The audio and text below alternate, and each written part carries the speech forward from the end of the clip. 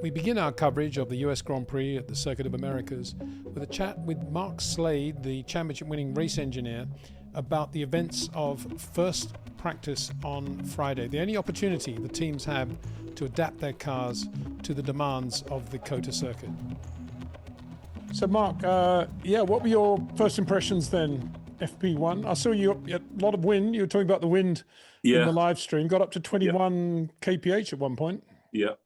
So that and it was the tailwind in Sector 1 in this session. So I expected did pretty much what you'd expect, making the cars a little bit lively in Sector 1, but then understeer at the turn 11 onto the long straight and for probably the majority of the rest of the lap. Maybe turn 19 a little bit nervous on entry. And again, you could see from the onboards that it is bumpy on the entry there. And there's quite a lot of people then struggling, running wide over the curb on the exit. Quite a few people would have lost those laps if it was qualifying. So it looked pretty much as normal, although I heard on the commentary that they reckon that the track has been resurfaced turn 3 to turn 7. So maybe that part in Sector 1 is a little bit smoother. But I thought the main thing was that I thought Max looked very comfortable very quickly.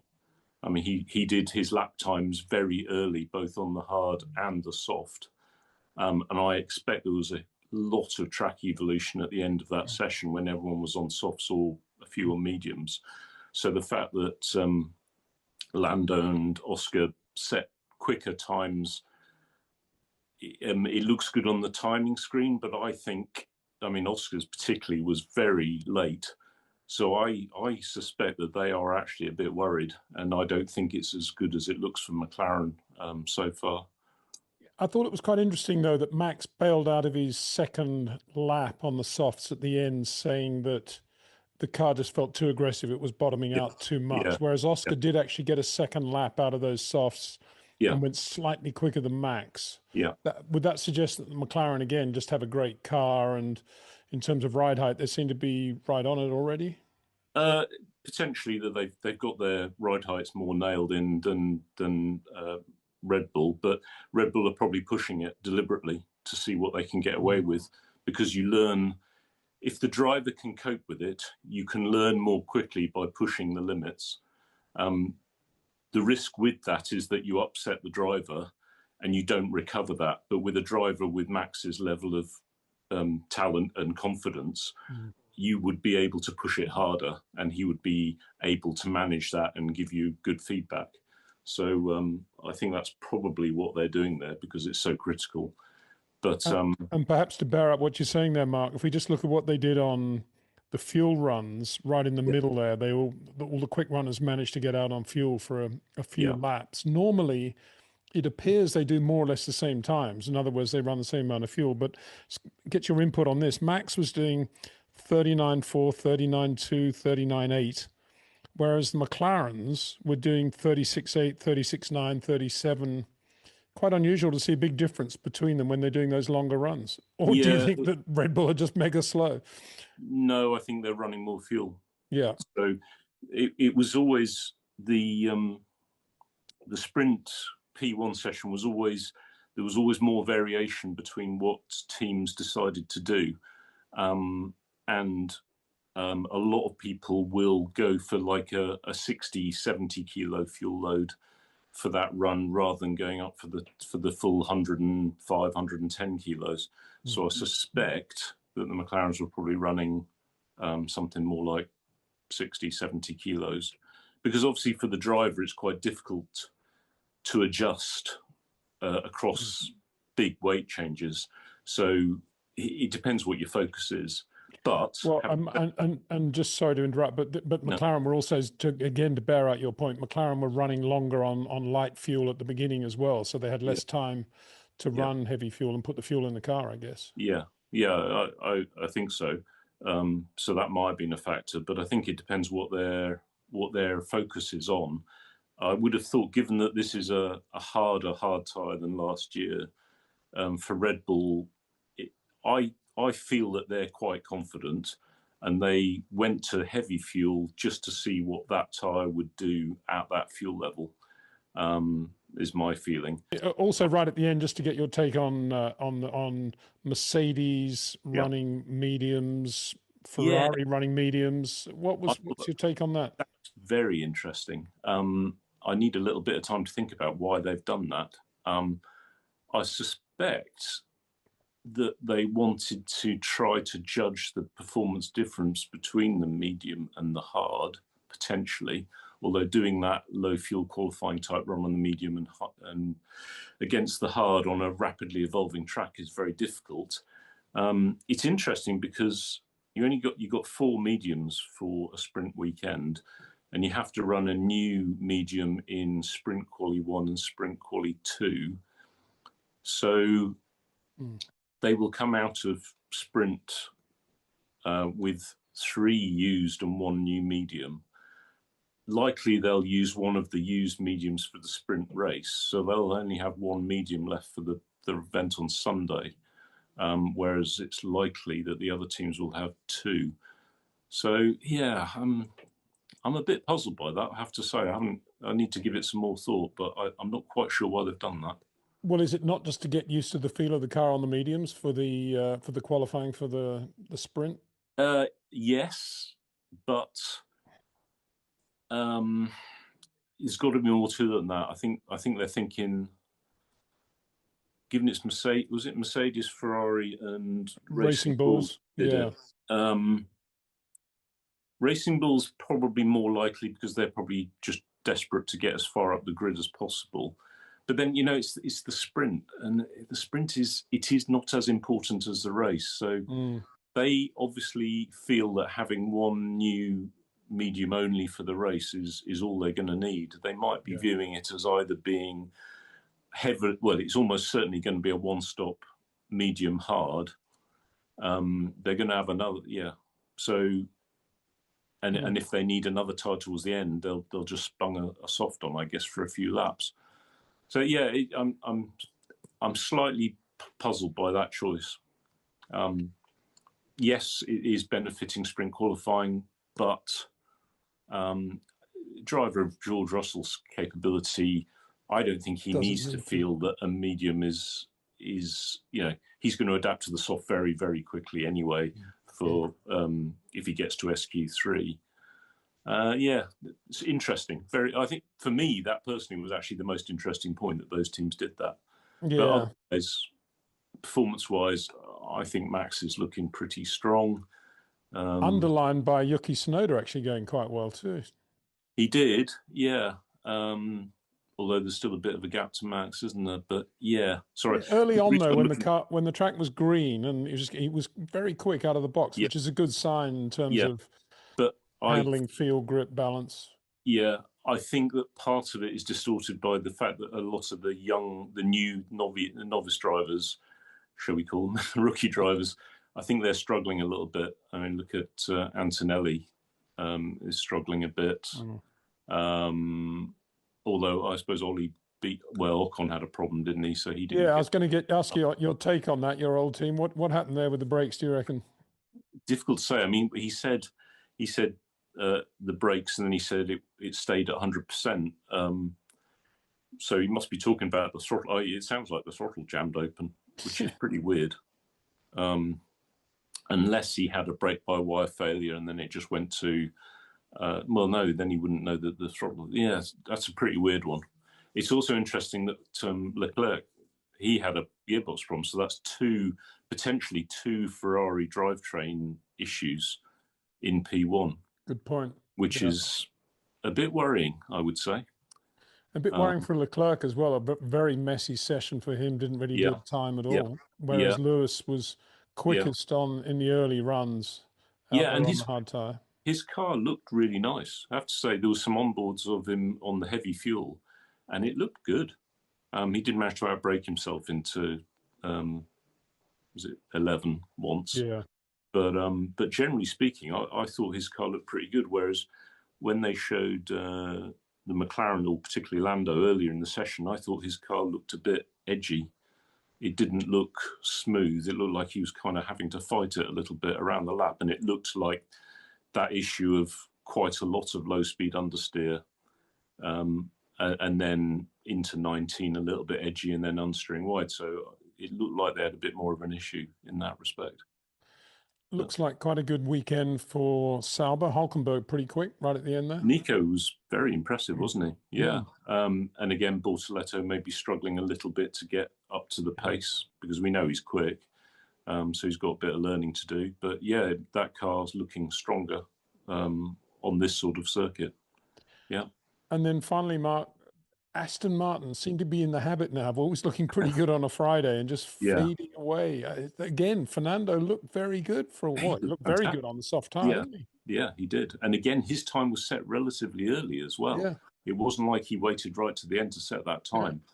So that was impressive. But as you say, we've seen it a few times where on Friday they've looked really strong and then they just don't seem to have got it together when it matters, which is difficult to explain unless they run higher engine modes earlier in the weekend than anyone else. But when you've only got one session, normally the teams will have all run close to their quali settings for at least one lap at the end there, because their engine people will probably want to have seen that that's performing correctly before going into qualifying, because all this stuff, even the Ferrari guys, the engine guys are making, they're mapping out the way the engine, the recovery and the deployment of the energy, but they do need to kind of perfect it to make sure that they don't use it up too early or even don't use it enough. So they do like to get a full lap of deployment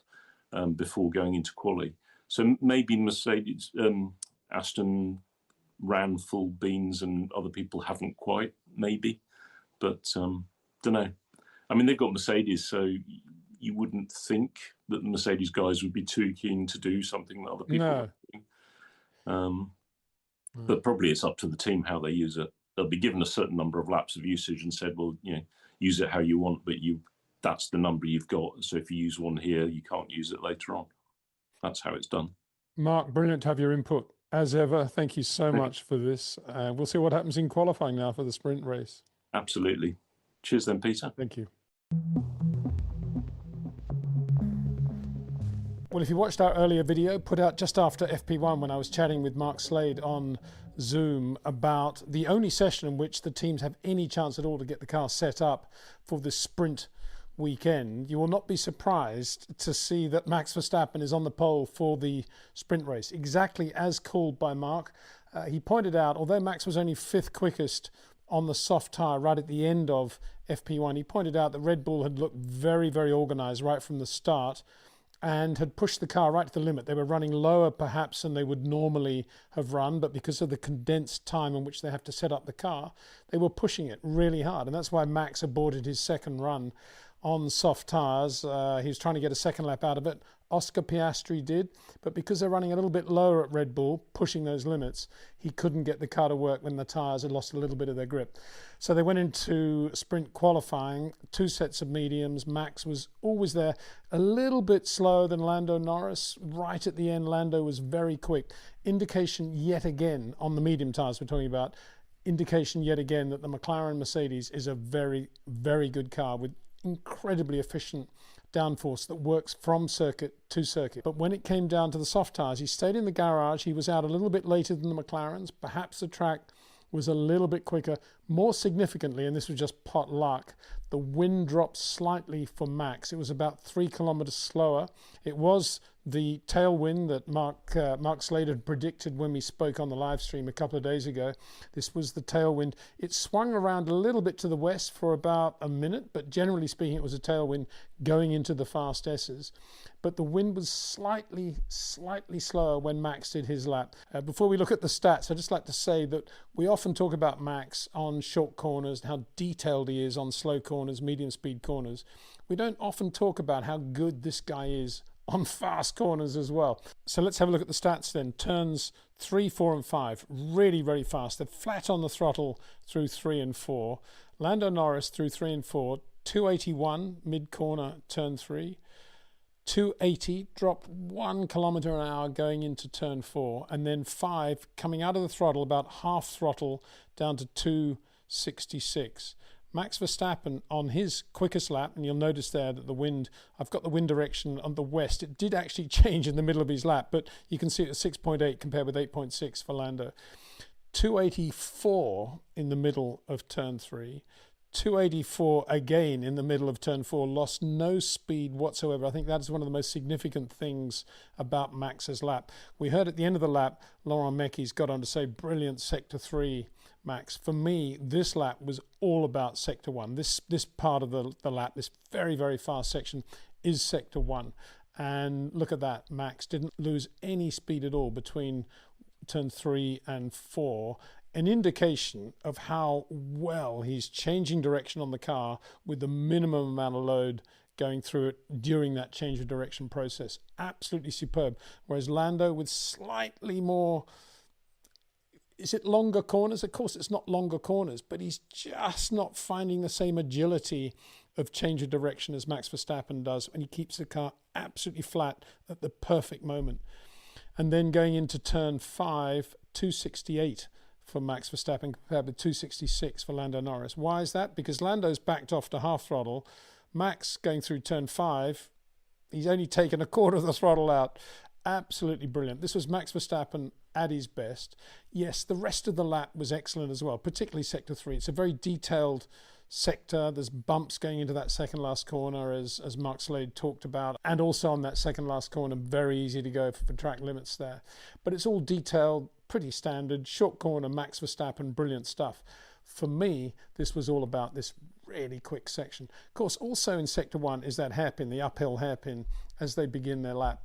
And Max there, it was kind of interesting to see how many drivers were using the racing line and occasionally missing the apex. George Russell had a bit of a jink going in towards his apex there.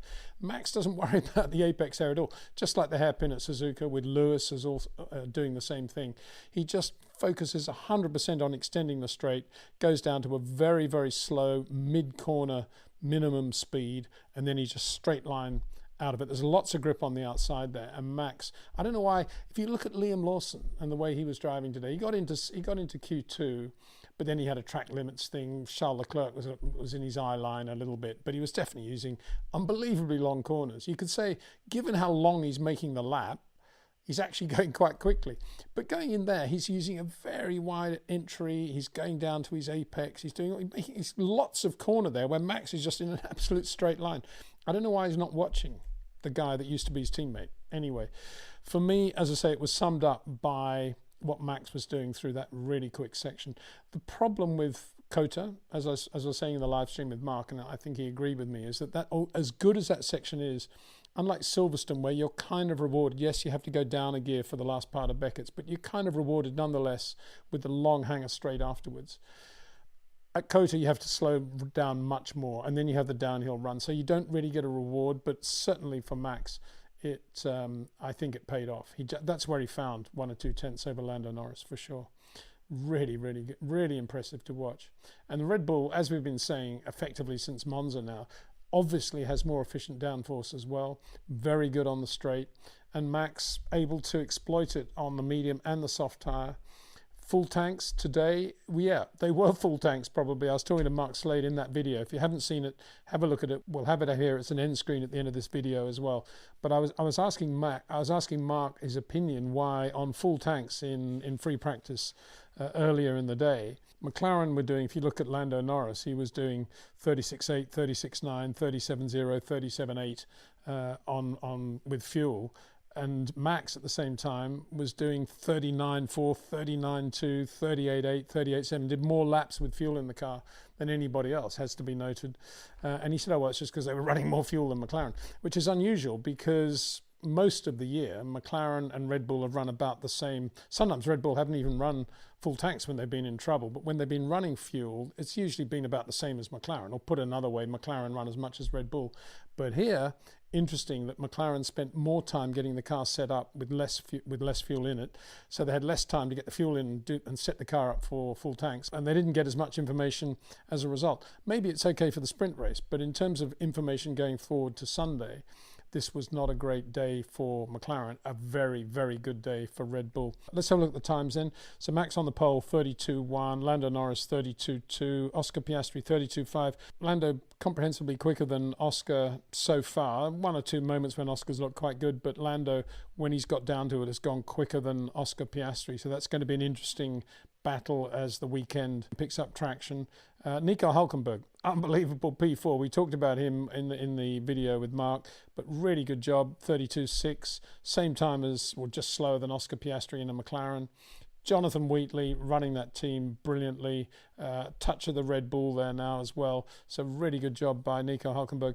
I was talking to Mark also about, say, why Bortoleto wasn't up there with him, and he said this is a really difficult circuit for the rookies, and he's right. I mean, if you look at it, the rookies aren't doing particularly well. I don't think it's because, well, driving wise a little bit, but it's also the variables that come into play, particularly the wind. It's quite and the bumps as well. So yeah, interesting to see. It's a lot of the old stages doing well so far in the weekend. I'm sure as we go into the race proper and they do more mileage in the sprint race tomorrow, things will change around, but interesting to see that. Fernando Alonso, 32.9, very quick again early on when the track was green. Not quite as competitive. Looks like Aston Martin getting into their usual thing of falling off, having shown a lot of pace. Ferrari, Lewis Hamilton, really quick at the beginning of free practice today, and Charles Leclerc, no runs at all, and a gearbox problem. Eventually qualified 8.33.0, and Charles Leclerc 33.1. P10, sandwiching Alex Albon in the Williams. Carlos Sainz a little bit quicker, 32.9 than Alex Albon. But what a disappointing day for Ferrari after a pretty aggressive start in free practice. But when it came down to the mediums and then the softs and putting in a time, and Charles Leclerc was right on the bubble in Q1, it didn't look good. He was slightly quicker than Lewis Q2, but Q3, Ferrari not there. As kind of predicted again by Mark Slade, he said the engine should be okay, but if you compound that with the problems that Charles been having with the gearbox, and also the car just not looking good, not looking sharp at all. And I come back to the comments I was making in the live stream after Singapore, that in my opinion, they seem to have dumbed down the car a bit. Charles just looking like a pretty average racing driver at the moment. Lewis Hamilton a bit more comfortable with the balance and I guess the grip level as a result. But Charles can do not much with that car, and he's not looking particularly special. He needs a much better front end than that, and Ferrari are not giving it to him. So yeah, a disappointing start to the weekend for Ferrari. But Max Verstappen on the pole ahead of the two McLarens, but it's a really, really short run into that hairpin. Again, this is a classic example of a circuit where I wish they had a rule where the pole winner could decide on which side of the grid he wanted to start. But as it is, it's going to be pretty close, that run into the first corner. Let's see if Lando's as aggressive with Max on his outside, Oscar behind him with more points in the bank going into turn one as he was in Singapore. That'll be worth watching, won't it? Have a look tomorrow. A big thanks to Jetcraft, to OEM Exclusive, to Track Ninja, and to REC Watches. Big thanks to you too for watching. See you tomorrow.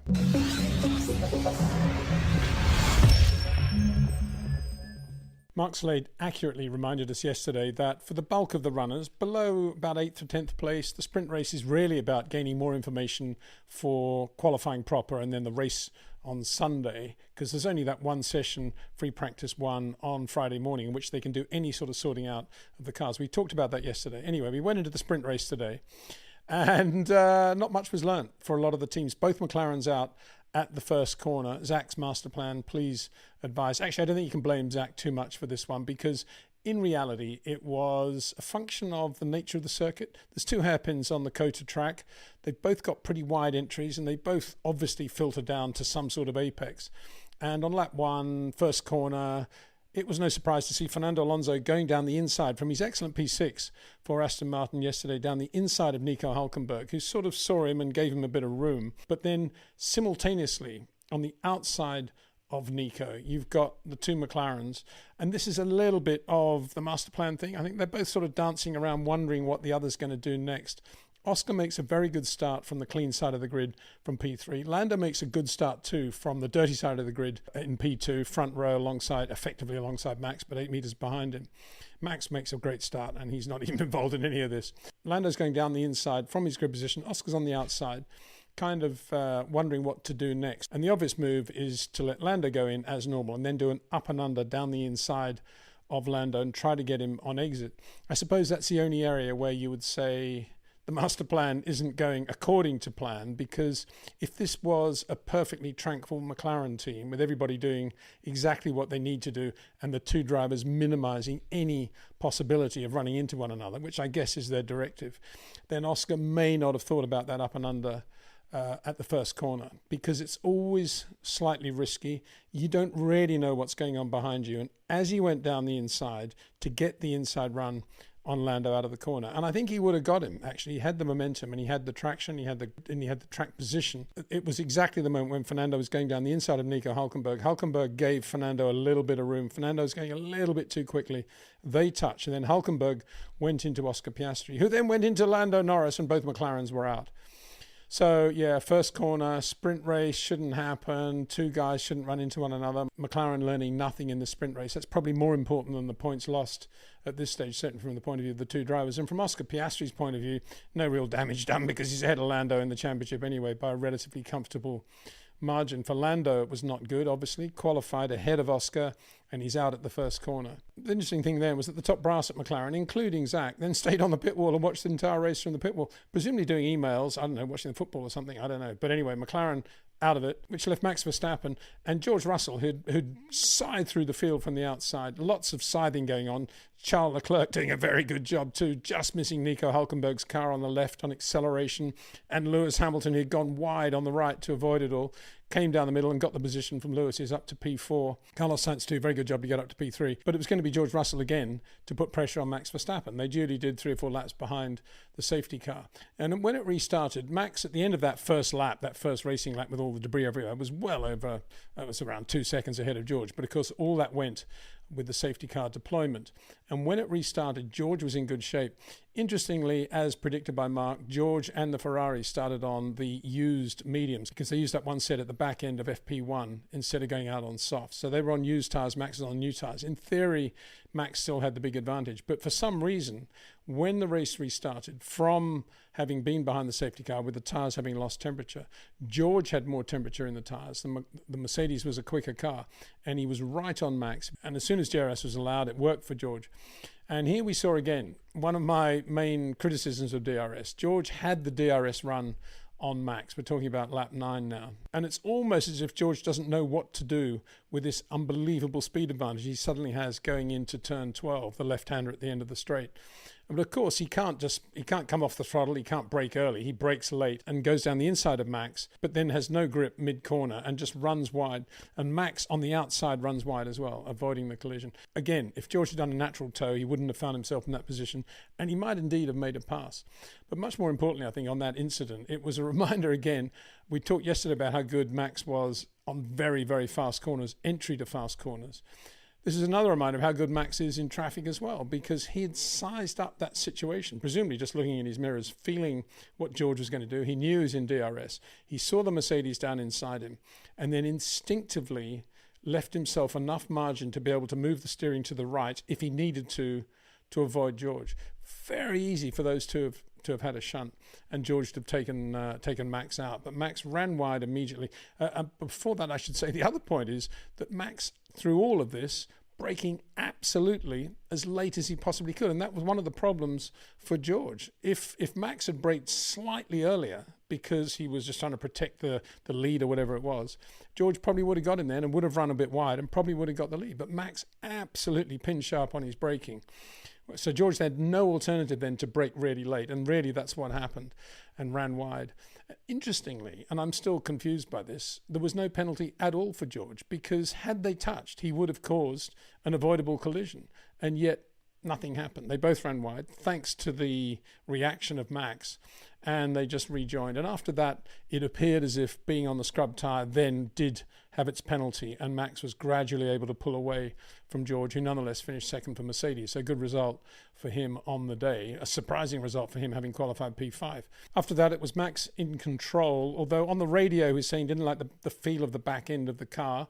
This was a good test for Red Bull. They got that information and they're able to react to that now with the setup they will have going into qualifying and the race, whereas McLaren will have no information at all, obvious point. But that is part of what the sprint is all about, is getting that sort of information. So a double whammy win for Max and Red Bull in effect, against McLaren, nominated by Max after the race, quite logically, as still his nearest opposition. Carlos Sainz, very good job from the position in which he found himself to finish third.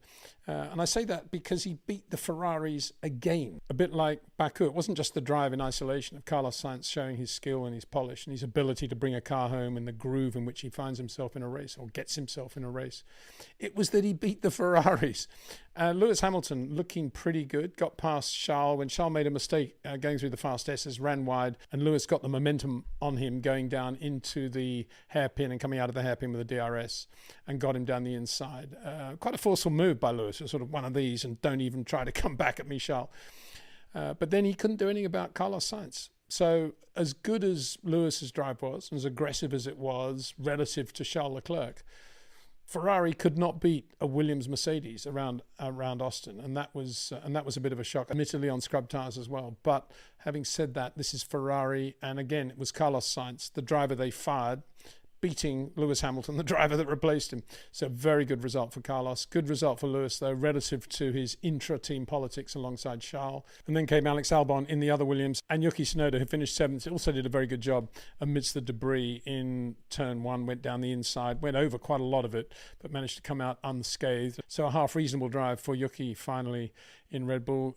Kimi Antonelli had a big battle with Oliver Bearman, who drove really well, I think, in the Haas-Ferrari. Bear in mind, he's in a Haas-Ferrari and he's holding off Kimi Antonelli, the superstar of the future, in the factory Mercedes. Did a good job, but eventually was given a 10-second penalty, a bit over the top, I think, for what he did. But he just ran a little bit wide coming out of the hairpin when Antonelli was right on him and kept position, and as a result was given a 10-second penalty. So he lost his points. Liam Lawson 9th, Pierre Gasly 10th, but Kimi Antonelli, of course, in P8, taking the final point for the sprint. The race finished under the yellow. Please advise again, Lance Stroll, what are you thinking? He's had his fair share of incidents in Austin, and on this occasion, just going around, getting tyre knowledge for the team, chassis knowledge, whatever it is, he basically just went down the inside of Esteban Ocon and drove into him and both of them out of the race, as a result of which the race finished under the yellow, with Max cruising around to win the sprint race from the pole. A well-earned pole, you got to say, in the context of what happened, because the place you wanted to be, with all that was going to happen going into turn one, was on the pole, with all of it happening behind you.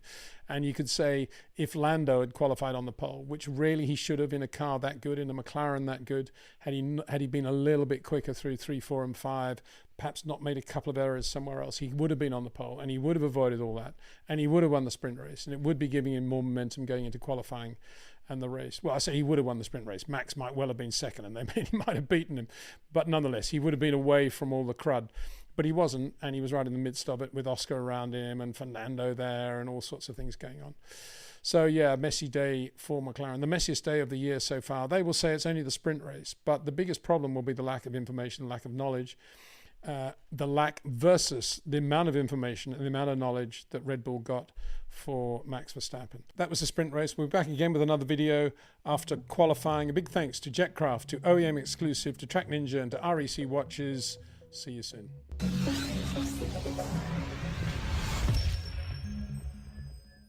On the back of his win in the sprint race earlier in the day, Max Verstappen put together a great lap to take the pole for the Grand Prix proper tomorrow, the US Grand Prix. The wind got up slightly in Q3, up to 7.2, nearly 8 kilometers an hour tailwind going into the quick section of the track, about which we spoke yesterday, turn 3, 4 and 5, the most dramatic, although at the top of the hill we saw several incidents. Lando Norris had a big moment there, and right at the beginning of qualifying, Izzat Hadjar went off there as well, got sideways, got into an oversteer slide and went off on the outside into the Tech Pro barrier, brought out the reds for a while, and therefore caused everybody to get into a traffic jam rush for the second phase of Q1. So it was a very difficult section of road, very quick, a lot of change of direction, and we'll get on in a minute to how the top drivers in the top teams handled that at the back end of Q3. But the bottom line is that Max took the pole on his first lap in Q3, first flying lap, had two laps, two sets of new soft tyres, and it was a great lap. It was a 32.5. Max earlier in Q2 had been the first driver to get under 25 seconds for Sector 1, did a 24.9, and he backed it up with that beautiful lap right at the beginning of Q3. And he had a relatively free lap. He had to pass George Russell going into turn 1 and Oscar Piastri going into turn 3, which might have unsettled him a little bit in terms of track position into 3, 4, 5, but he was still very, very quick there. And otherwise, it was just classic Max Verstappen. Short corners, under control, never looked quick if you were watching on the onboard, but of course it was. And he was patient with the throttle, particularly coming out of the slow corners, never rushing the car. You never saw any signs of understeer, oversteer. It was all just Max Verstappen turning in beautifully and getting the power on much earlier than most, even though he'd been patient mid-corner. So great lap by the margin of about 0.3 of a second, which was just as well because Red Bull were a little bit late in sending him out for the second run in Q3. He had to slow to let Charles Leclerc pass on his out lap. And in so doing, when he went over the start-finish line, the checkered flag was already out. So great lap by the margin of about 0.3 of a second from Lando Norris. As predicted, McLaren didn't look quite as strong and as sharp as they perhaps could have in qualifying because of the lack of running they did in the sprint race. Both cars eliminated in the first corner, and that took its toll. I think Oscar Piastri struggling more than Lando Norris, but both of them eventually getting a lap time in there, and they're in reasonable shape going into the race. But Charles Leclerc, very quick for Ferrari right at the end, P3 for Charles ahead of Lewis Hamilton.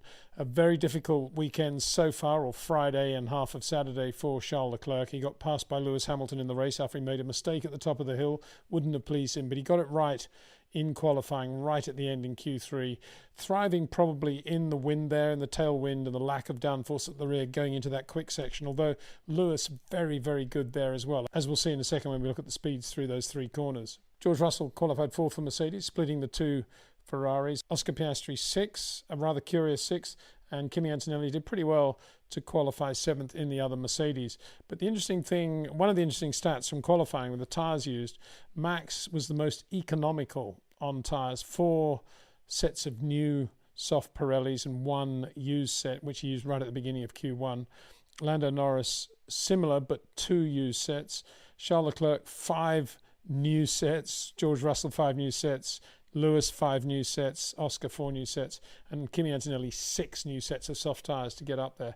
So Max, 4 new and 1 used. Very economical, very efficient in the way he was using his tyres. Now let's have a look how they did compare going through 3, 4 and 5. Very quick section of road, as I say, more because it's just so dramatic. I suspect 5 is probably the most important corner because it leads to that little section at the top of the hill where Isaac Hadjar got unstuck and Lando had a moment as well. And of course that section does lead onto the long straight down to the hairpin.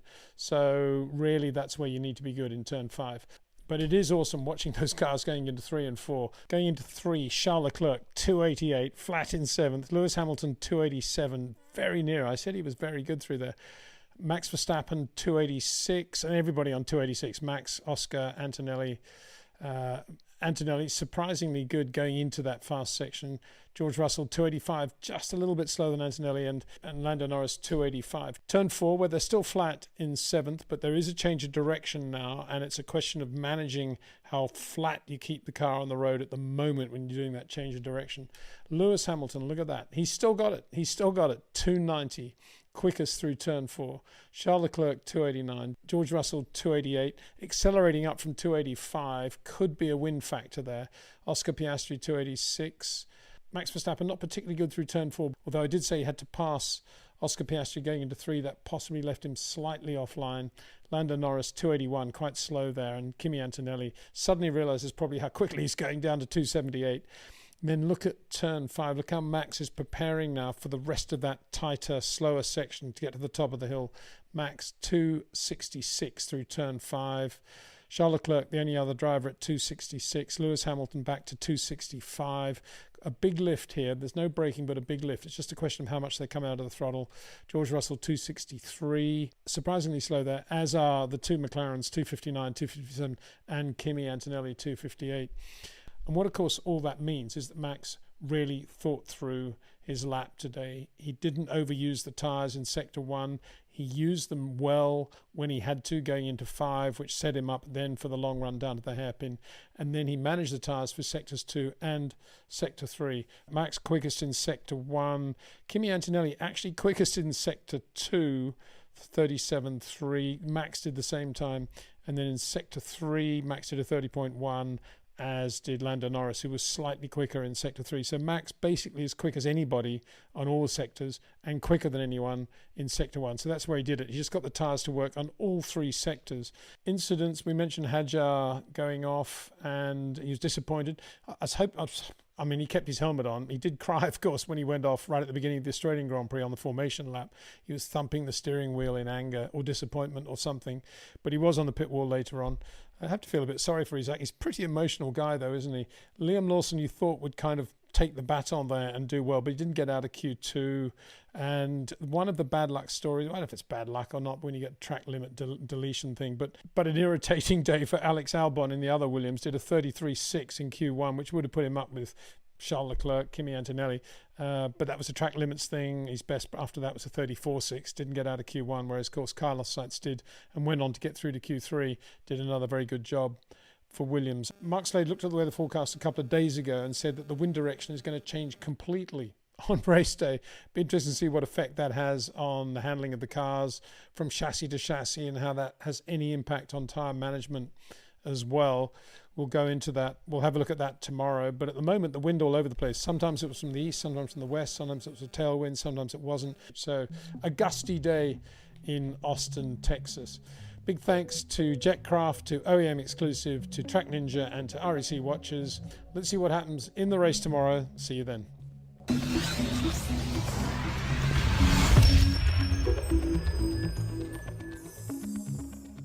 Problem with these Max Verstappen masterclasses, of course, is that there'll be an outcry now. Oh, wasn't it a boring race? It was anything but. It was captivating, I thought, the way Red Bull and Max managed that race, managed the day, managed the different wind conditions. And we had a fascinating challenge from Ferrari with Charles Leclerc starting on the soft tyre, moving to the medium.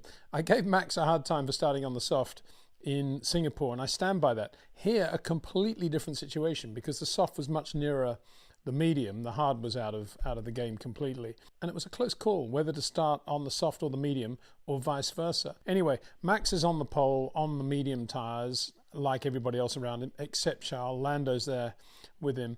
And Max makes a perfect start into turn 1. Clean start out of there. Indeed, it was a clean start more or less for everybody. Nobody touched going into turn 1 in Austin. I guess everybody was a bit spooked after the sprint race. Certainly the McLaren drivers looking fairly circumspect going through there as well. So it's Max Verstappen coming out of turn 1 in the lead, but up to second with that grip ahead of Lando Norris, Charles Leclerc, pushing Max very hard for a couple of laps until Max settled in, got the temperatures up and started to pull away gradually, as he always does, from Charles. From this moment on, of course, in theory, it was Max's race to lose because it was to his advantage probably that Charles was in front of Lando Norris, and the odds were that the soft tyre was going to go off relatively quickly and that Lando would get up to second place then, by which time Max would have a comfortable cushion. And it kind of worked out that way, although there was a virtual safety car which allowed the tyre temperatures to come down. It's a virtual safety car caused by a collision between Carlos Sainz and Kimi Antonelli. One of those things where Carlos goes down the inside. You assume Antonelli knows he's there and he's getting a bit of room, but he didn't. So we'll see what happens with the stewards after that. Kind of felt sorry for Carlos after all that walking his way back to the pits. Kimi actually kept going and went on to set fastest lap on a new set of tyres.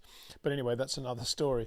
They're in the virtual safety car, and when the virtual safety car conditions ended, it actually favoured Leclerc because he's on the soft tyres, he got them up to temperature sooner, and he started to close the gap a little bit to Max. We're talking 2-3 seconds here, but Max kind of had it under control. Charles was never in DRS range of Max. That was a good thing. And so gradually, as we approached half distance, Lando Norris started to gain ground on Charles Leclerc as the red tyres, the soft tyres started to go away. And we saw an enthralling battle at this stage. Lots of great overheads, lots of nice low down shots, and lots of classic Charles Leclerc, short corner driver, getting the car beautifully rotated in all the important places on the lap. And Lando Norris, beautifully smooth in everything he does with his transitions. But from apex to exit, just about everywhere, he's got more load on the car. And he had 3 strikes. He had 3 strikes for track limits on the penultimate corner. Because as he goes to the curb there, he's just got more load on the right rear and on the steering, whereas Charles has got the car much straighter. And it was a classic example of how Charles, like Max, can create a bigger sweet spot around which to operate when the tyres are starting to go away. Eventually, of course, Lando did get Charles in DRS. It was a big effect with the wind conditions they had. It was massive. You just saw the DRS open on the McLaren and boom, it was on the Ferrari. And a nice pass by Lando in the end. But in my view, looking back now, Lando lost quite a lot of time early on behind Charles when he started to feel the left front graining and see the left front graining, and got into a bit of a discussion with his race engineers and the team about how much he should worry about that. And they said, well, not really worried about it, Lando. It's a real limited track. You can push quite hard. You can push harder through the triple apex right-hander and so forth. But of course, this comes under the heading of not having the knowledge that, say, Max Verstappen and Red Bull had from the sprint race. Because McLaren didn't do the sprint race, they were out at the first corner, this sort of graining issue was something that affected Lando. Probably affected him for about 4 or 5 laps, I would think. And in that moment, of course, Charles Leclerc had consolidated his P2. So it took Lando much longer to get Leclerc than it should have. And in many ways, that coloured his race. Leclerc then came in. Well, actually, Ferrari, I think, made a mistake because, and Mark Slade actually sent me a message about that, and he agreed that Ferrari really, the lap on which Charles lost P2 to Lando Norris should have been the lap in which they just brought Charles in straight away. But they kept him out for another lap, and that was difficult because he had a bit of a Lewis Hamilton thing going on there, with Lewis wanting to get past as well, and I think he lost time there. He lost, I don't know how much time, but it was definitely a weird call. And actually, when he went out from his pit stop, Charles was on the radio saying, that was a very late call, why didn't you tell me sooner on that lap? And they said, well, you were going through the quick corners, Charles, we didn't want to talk to you. And so Charles was a bit annoyed by that. But as he went out, he said on the radio, now I hope I've got a race car I can use here. How hard can I push it? It didn't really get much response. It was kind of along the lines of, yeah, you can go pretty hard, Charles. He's on the medium. And I was thinking, I got to confess, this was an unbelievably good call, because Charles Leclerc on medium tyres in Austin, second half of the race, against certainly the McLarens. I thought he was going to do Lando over the race distance. And I thought he might put real pressure on Max in the closing laps, with everybody else obviously on softs. But it didn't quite work out that way. I think what I wasn't taking into account was that the Ferrari is still not a very good car, and it was using its tyres a lot more than, say, a Red Bull at the back end of the race, if they'd been on softs, would have used them, or indeed a McLaren, which was still, I think, the best car of the race, the McLaren car.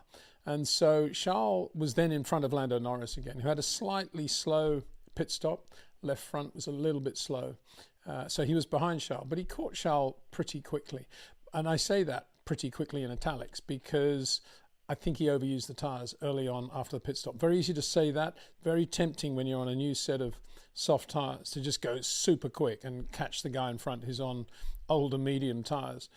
But it was always going to be a fragile thing to get that soft tyre to the end of the race. If Lando hadn't pushed quite as hard coming out of the pits for the first, say, 5 laps, I think he might have just been able to get Charles in one go and had a better chance of maybe putting some pressure on Max Verstappen.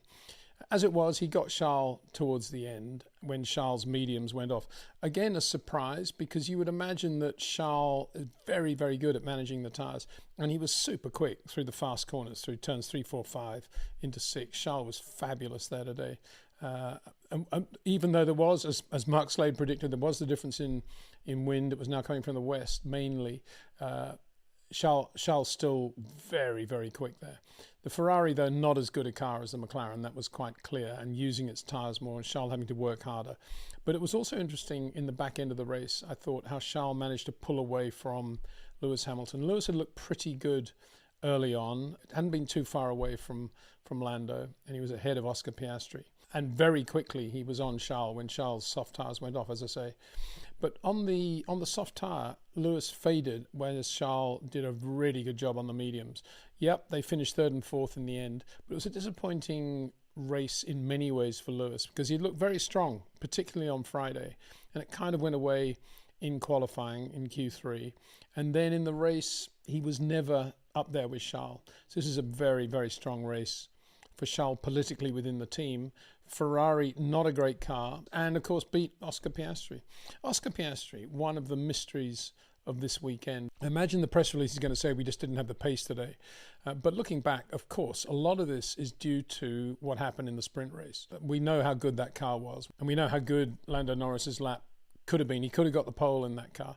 And that means that Oscar Piastri probably could have got the pole in that car as well. And McLaren's relatively poor performance today, relatively poor, given how much domination they've had, can be traced right back to sprint qualifying and not doing the job there and being where they were on the grid. And then, of course, following Singapore, Oscar Piastri being as racy as he wanted to be going to that first corner, triggering the accident, but nonetheless, in reality, not doing anything wrong in terms of the sporting code, just going for one of the up and unders. And of course, that does bring into focus now the situation for McLaren, because Max Verstappen quite correctly said after the race, and it was beautiful. I mean, right at the end, when Lando was in free air catching Max had quite a lot of traffic to pass, all battling for 16th place. So they were all pretty good. They got out of the way quite well. But obviously it cost Max some time. But nonetheless, he was not in any way fraught under pressure and just won the race beautifully. But when he got out of the car, barely sweating, one of the comments he made was, I do have some sort of chance now in the Drivers' Championship. We just need to keep it going, keep the momentum going. Which is a real thing now. Of course, we have to consider Max, and we've been talking about it anyway on live streams, but Max Verstappen has a real chance now of winning a 5th world title.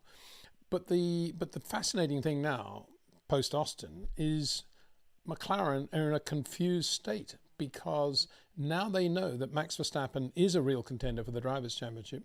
The logical thing for them is to have a real contender for the Drivers' Championship as well, who is, I guess, the driver ahead on points, Oscar Piastri.